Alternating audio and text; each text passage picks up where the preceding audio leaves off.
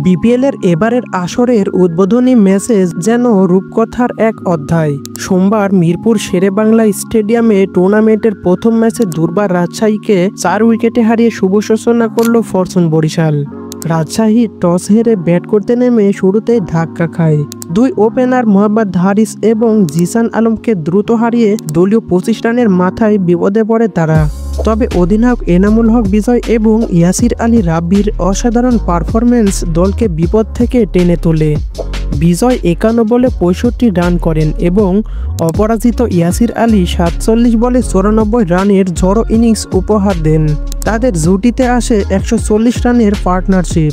শেষ পর্যন্ত নির্ধারিত 20 ওভারে 3 উইকেট হারিয়ে রাজশাহী সংগ্রহ করে 197 রান।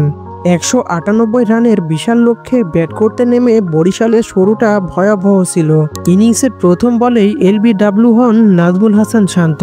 তামিম ইকবাল 7 রান এবং কাইল মেয়ার্স 6 রান করে দ্রুত ফিরে গেলে বরিশালের স্কোর দাঁড়ায় 12 রানে 2 উইকেট।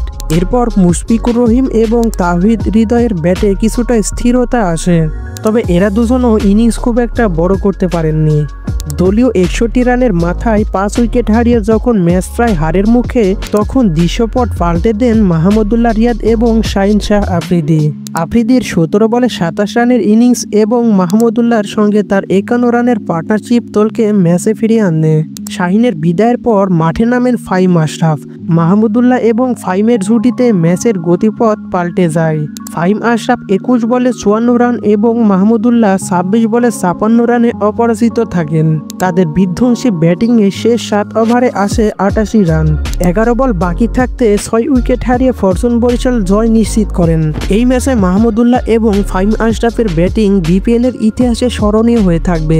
বিপিএল এর প্রথম ম্যাচে রোমাঞ্চ আর উত্তেজনার এক দুর্দান্ত সংমিশ্রণ দেখলো ক্রিকেট প্রেমীরা। এই ছিল আজকের ভিডিও।